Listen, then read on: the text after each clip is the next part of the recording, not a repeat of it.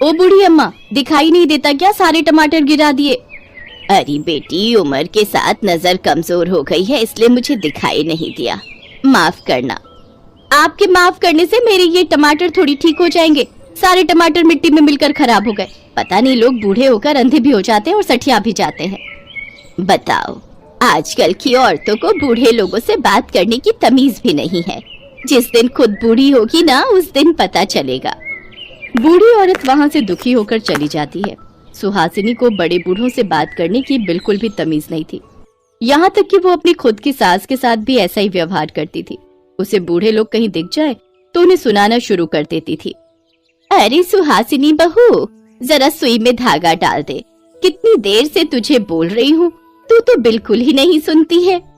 क्या माँ जी, आपसे एक सुई में धागा नहीं डाला जाता? इतनी आंखें आपकी कमजोर हो गई हैं। दिख रहा है ना मैं अपना काम कर रही हूँ।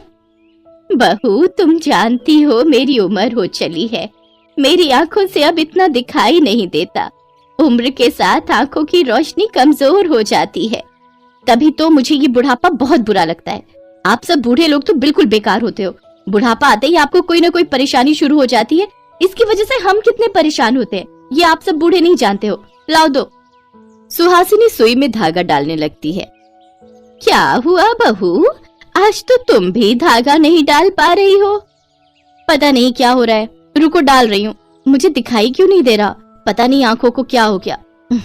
ये लो, डाल दिया। दिमाग खराब करते रहते हैं। उस दिन पहली बार सुहासिनी से सुई में धागा पिरोने में देर हुई। अगले दिन सुहासिनी जब सोकर उठी तो उसने शीशे में देखा कि उसके आगे के बाल थोड़े सफेद हो गए हैं। ये देखकर सुहासिनी चिल्ला पड़ी। उसकी चीख सुनकर उसकी सास कमरे में आ गई। अरे तुमने तो डरा ही दिया। मैंने सोचा मेरे सोते में कोई भूचाल आ गया। तुम इतनी तेज क्यों चीखी? क्या हुआ बहू, तुम चीख क्यों रही हो?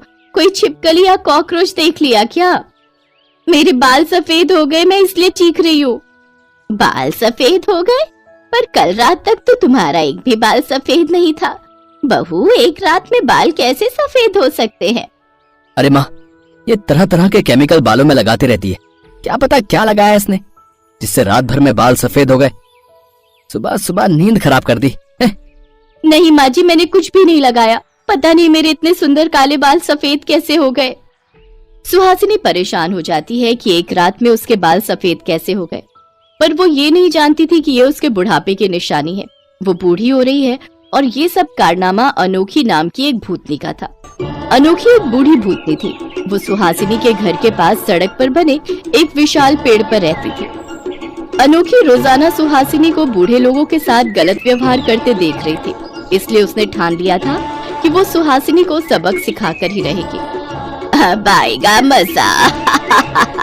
बड़ा मजाक उड़ाती थी ना हम बूढ़ों का। अब खुद बूढ़ी होगी ना, तब इसे पता चलेगा कि कभी भी किसी का मजाक नहीं उड़ाना चाहिए।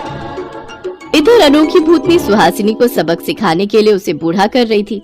उधर सुहासिनी अपने आप को एकदम से बूढ़ा होते देख परेशान हो रही थी।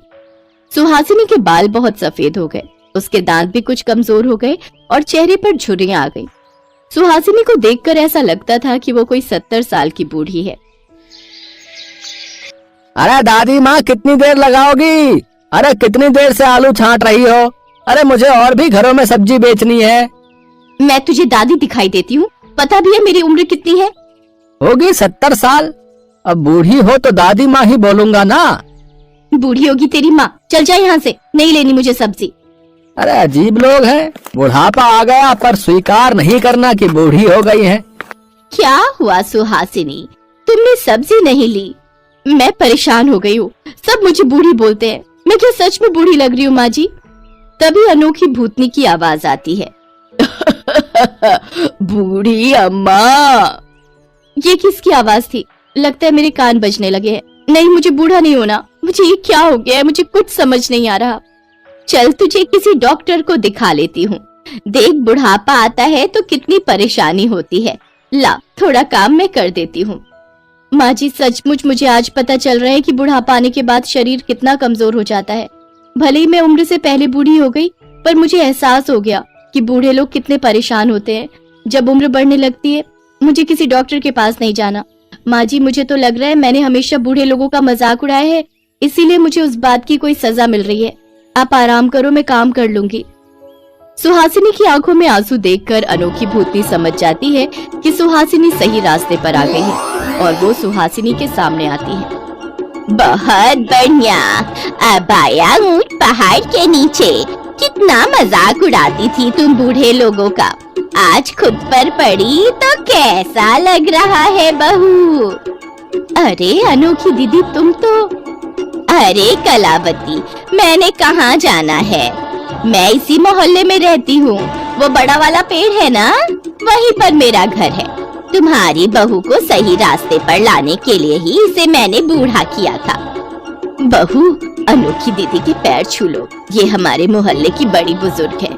कुछ साल पहले ही इनका स्वर्गवास हो गया था। अनोखी दीदी, तुम तब से ही यहाँ पेड़ पर रह रही हो? हाँ कलावती, मैं यहाँ के मोहल्ले में रहकर सब पर नजर रखती हूँ। सुहासिनी बहू बूढ़े लोगों का बड़ा मजाक उड़ाती थी, इसीलिए मैंने इसे बूढ़ा कर दिया था। अब लगता है कि सही रास्ते पर आ गई है। क्यों बहू, कुछ बात दिमाग में पड़ी या नहीं? मुझे माफ कर दो मौसी जी, अब मैं कभी भी बूढ़े लोगों का मजाक नहीं उड़ाऊंगी। तुमने अपनी गलती की माफी मांगी है, ये लो, मैं तुम्हें फिर से ठीक कर रही हूँ। सुहासिनी की आंखों में पश्चाताप के आंसू थे। ये देखकर अनोखी भूतनी उसे माफ कर देती है। सुहासिनी ठीक हो जाती है। अरे बहू, तू तो बिल्कुल ठीक हो गई। माँ जी, मुझे आपसे भी माफी मांगनी है। सॉरी, मैं आप पर भी हमेशा गुस्सा करती रहती हूँ। मैं आपकी परेशानी को नहीं समझती कि आपसे अब कुछ काम हो नहीं पाता है, इसलिए आप मुझे वो काम करने के लिए कह देते हो। अब मैं आपको कभी भी गुस्से में नहीं बोलूंगी। मेरी अच्छी बहू। अच्छा कलावती, अब मैं वापस पेड़ पर जा रही हूँ। चूल्हे पर दाल चढ़ा कर आई थी। आज दाल चावल खाने का मन हो रहा था, इसलिए वही बना रही थी। किसी भी चीज की परेशानी हो तो मुझे याद कर लेना। अनोखी भूतनी वापस पेड़ पर चली जाती है। सुहासिनी चैन की सांस लेती है कि अब वो फिर से ठीक हो गई, पर उसने खुद से वादा किया कि अब वो कभी भी किसी बूढ़े व्यक्ति का मजाक नहीं उड़ाएगी। अब सुहासिनी अपनी सास के साथ भी प्यार से बात करने लगी। जब भी उसकी सास से कोई काम ना हो पाए तो वो झट से आ जाती थी और उस काम को कर देती थी। अपनी बहू में आए बदलाव को देखकर कलावती भी बहुत खुश थी। मत मारो अम्मा जी, मेरी बच्ची को छोड़ दो। वैसे यहाँ से लेकर कहीं दूर चली जाऊंगी अम्मा जी। अरे क्यों घबरा रही है? चुप करवाने तो भेजा है तेरी लड़की को। जरा सा दूध पिलाएंगे चुप हो जाएगी। कितनी देर से देख रोने की आवाज आ रही है। अब मेरे से लड़की का रोना नहीं देखा जा रहा था। अरे भीमा शेरा, क्या बात है? कितनी देर लगेगी बच्ची को चुप करवाने में? जल्दी चुप करवाओ। अम्मा जी छोड़ दो मेरी बच्ची को। आप ही गलत कर रही हो, मत करो ये पाप। मुझ दुखियारी माँ पर रहम करो, वरना। तेरी इतनी हिम्मत, अम्मा जी को उंगली दिखाती है? सुमन का पति किशोर सुमन को बुरी तरह पीटता है। चल छोड़ दे किशोर बेटा, रोने दे। ये बेटी के गम में बावली हो रही है, इसलिए कुछ भी बक रही है। तू जा अंदर जाकर। कुछ ही देर में बच्ची का रोना बंद हो गया। सुमन की चीख मुंह में दब गई। सुमन, अम्मा जी की बड़ी बहू, जिसने आज सुबह ही एक लड़की को जन्म दिया था, पर अम्मा जी को पोती नहीं पोता चाहिए था, इसलिए उन्होंने सुमन की बेटी को मरवा दिया। सुमन शादी के बाद 3 बार माँ बन चुकी थी, पर तीनों बार लड़की होने के कारण उसकी गोद सुनी कर दी गई। अगर सुमन अम्मा जी के खिलाफ जाती तो उसे इस घर से निकाल बाहर फेंक दिया जाता। वो अपने गरीब माँ बाप का चेहरा देखकर अपने आंसू पी लेती, जो अम्मा जी के कर्जदार थे और बरसों से अम्मा जी का कर्जा निपटा रहे थे। देख रामदीन, तेरी बेटी ने फिर से एक बेटी को जन्मा। अब तेरा कर्जा और बढ़ गया। मैंने तेरे ऊपर तरस खाकर अपने बड़े बेटे किशोर से तेरी बेटी सुमन की शादी करवा दी। उसे महलों की रानी बना दिया और वो इस घर को एक वारिस ना दे पा रही। ऐसी बहू किस काम की? कहे तो निकाल बाहर फेंके इसे यहाँ से। बहुत जुबान तेज हो गई है इसकी।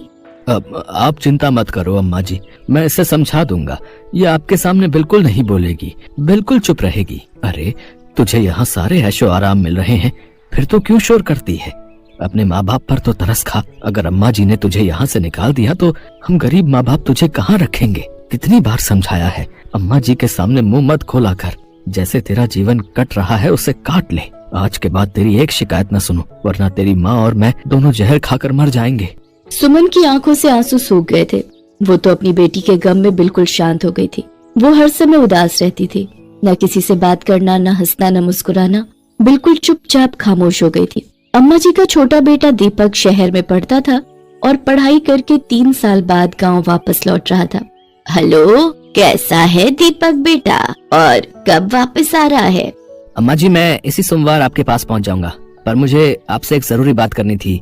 आप वादा करो, बिल्कुल भी गुस्सा नहीं करोगी?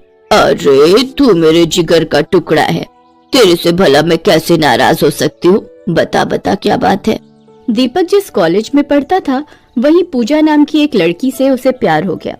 वो इस बारे में अम्मा जी से बात करता है और गांव पहुंचकर दीपक और पूजा की शादी हो जाती है। जीती रह बहू, अब जल्दी से इस घर को एक पोता दे दे। सुमन तो ये आस पूरी ना कर पा रही है, पर मुझे उम्मीद है कि तू ये आस जरूर पूरी कर देगी। ये सुमन भाभी इतनी उदास क्यों है? इनसे इस उदासी का कारण पूछना पड़ेगा। सुमन भाभी, क्या बात है? आप मेरे इस घर में आने से खुश नहीं हो? नहीं नहीं पूजा, ऐसी कोई बात नहीं है, बस थोड़ी तबीयत ठीक नहीं थी। तुम आराम करो, मैं तुम्हारे और देवर जी के लिए खाना लगाती हूँ। कुछ महीने बीते, पूजा गर्भवती थी। अम्मा जी उसका भरपूर ख्याल रखती थी और सुमन पर हर समय नजर रखती थी ताकि वो पूजा को कोई सच्चाई उगल न दे। पर एक रात अचानक पूजा की नींद खुल गई। अरे दीपक कहाँ है? इतनी रात में उठकर कहाँ चले गए? बाहर देखती हूँ। अम्मा जी क्या करूं, फिर से लुगाई ने इस लड़की को जन्म दे दिया। वो सो रही थी, इसलिए उठाकर इसे आपके पास ले आया। अब आप इसका कुछ करो। तभी एक औरत चिल्लाती हुई आ जाती है। तुम मेरी बच्ची को यहाँ क्यों ले आए? ये मेरी बेटी को मार देंगी। ए लड़को, इसके हाथ पकड़ लो, इसकी लड़की का इंतजाम करना है, लड़की के लिए दूध लाया जाए। अम्मा जी, आप अभी भी इसी तरीके से गांव की लड़कियों को मारती हो, पर कुछ भी हो, देखकर बड़ा मजा आता है। ये सब दरिंदगी देखकर पूजा के रोंगटे खड़े हो जाते हैं। तभी कोई उसके कंधे पर हाथ रखता है। पूजा घबरा जाती है। कौन कौन? सुमन भाभी, आप यहाँ? पूजा, ये सब तुमसे नहीं देखा जाएगा, मेरे साथ कमरे में चलो, नहीं तो किसी ने हमें यहाँ देख लिया तो हम दोनों मारे जाएंगे। चलो यहाँ से। पर भाभी, वो बच्ची रो रही है, हमें उसे बचाना होगा, ये लोग उसे मार देंगे। सुमन पूजा को किसी तरह वहाँ से कमरे में ले जाती है और सारी सच्चाई बताती है। पूजा, अगर तुम्हारे बेटे की जगह बेटी पैदा हुई तो ये लोग उसे मार देंगे, इसलिए तुम किसी भी तरह यहाँ से भाग जाओ। पर भाभी, ये तो अन्याय है ना, और अन्याय सहना और भी गलत। मैं अन्याय के खिलाफ लड़ूंगी, आप चिंता मत करो, मुझे पता है मुझे क्या करना है। पूजा एक साहसी लड़की थी, इसलिए वो अन्याय के खिलाफ लड़ना चाहती थी। वो फोन पर अपने पापा को सारी बात बताती है और वो दिन आ ही जाता है जब पूजा की डिलीवरी हो रही थी। बेटा ही होगा, तू चिंता मत कर दीपक बेटा, तू बेटे का ही बाप बनेगा। हमारी पूजा बेटी को जन्म ना देगी। अम्मा जी, पूजा बहू को बेटी हुई है। ओहो, सत्यानाश, दूसरी बहू ने भी बेटी को जन्म दे दिया। आज रात इसका भी काम तमाम करना पड़ेगा। चिंता मत करो माँ, मैं उस बच्ची को अपने हाथों से दूध पिला लूंगा, अपने हाथों से मारूंगा। दाई घबराई हुई वहाँ से चली जाती है। पूजा होश में थी, वो सब बातें सुन लेती है। वो जानती थी कि उसकी बच्ची की जान को खतरा है, पर वो सही वक्त का इंतजार कर रही थी। वो घबराई हुई तो थी, पर हिम्मत नहीं हार रही थी। रात के समय अम्मा जी पूरी तैयारी के साथ बैठी थी। गुंडों ने पूजा के हाथ पकड़े हुए थे। दीपक, मुझे भरोसा नहीं था कि तुम इतना गिर जाओगे। मैंने तुम जैसे घटिया इंसान से प्यार किया, तुमसे शादी की। अरे तो मैंने तुम्हें प्यार किया तो तुम्हें इस घर में क्या कमी है? सारे ऐशो आराम तो तुम्हें मिल रहे हैं ना, बस बेटी पैदा करना इस घर में गुनाह है। बेटा पैदा कर दो और खुशी से रहो। अम्मा जी, दूध लाने में कितनी देर हो गई? जल्दी से जहर मिले दूध का कटोरा मुझे दो। कब से रो रो कर इस बच्ची ने मेरी नाक में दम कर दिया है। वो देख ले आए, इतना उतावला मत हो। अपने भाई को देख, वो भी तो शांत खड़ा है। 3 बच्चियां मार चुका है अब तक अपनी। चल, ये ले दूध पिलाकर इस बच्ची को दुनिया से मुक्ति दे दे। इन जालिमों के होते हुए कोई बिटिया पैदा नहीं होना चाहेगी। ना ना इस देश लाडो, कभी ना ना। चुप हो जा पूजा, हमारी बेटियों को इस दुनिया में आने का कोई हक नहीं है। खुद एक औरत होकर एक औरत का खून करने वाली हो तुम अम्मा जी, तुम्हें औरत कहलाने का कोई हक नहीं। अम्मा जी के सामने बोलती है, तेरी इतनी हिम्मत? अभी तेरी बेटी के साथ साथ तेरा भी मुंह बंद करता हूँ। दीपक जैसे ही पूजा पर हाथ उठाने लगता है, अचानक पूजा के पिताजी पुलिस को लेकर वहाँ पहुँच जाते हैं। खबरदार, जो किसी ने हिलने की हिम्मत की, मैं गिरफ्तार कर लो सबको। अम्मा जी, तुम्हारा अत्याचार इस गांव की औरतों पर बहुत हो लिया। अब जितने भी दिन बच्चे हैं ना, जेल की सलाखों के पीछे काटना। तुम मुझे जानते नहीं हो, इस गांव पर मेरा राज चलता है। मुझे छोड़ दो। इंस्पेक्टर साहब, ले जाइए इस जालिम औरत को। इसने बहुत सी बच्चियों का खून बहाया है, इसे तो फांसी की सजा होनी चाहिए। पूजा के हौसले को देखकर सुमन के साथ साथ और भी गांव की औरतें आवाज उठा लेती हैं। अम्मा जी और उनके दोनों बेटों को पुलिस पकड़ कर ले जाती है। उन तीनों को उम्र कैद की सजा होती है और इस काम में उनका जिस ने साथ दिया था सबको सजा हो जाती है। पूजा, तुमने हम गांव की औरतों को सिर ऊंचा करके चलना सिखा दिया। हम भी अब अत्याचार नहीं सहेंगे। हम तुम्हें अपना नया मुखिया चुनते हैं। आज से इस गांव की किसी भी बेटी पर कोई अत्याचार नहीं होगा। वो पढ़ेगी, लिखेगी, अपने पैरों पर खड़ी होगी और अपने गांव और देश का नाम रोशन करेगी। बस मेरा यही सपना है। पूजा की हिम्मत से सपना साकार हुआ और उस गांव में बदलाव आ गया। उस गांव की बेटियां अपने घर में सुरक्षित थीं। पूजा और सुमन दोनों ने मिलकर पूजा की बेटी केशवी की परवरिश की और उसे पढ़ा लिखा कर एक बड़ी डॉक्टर बनाया।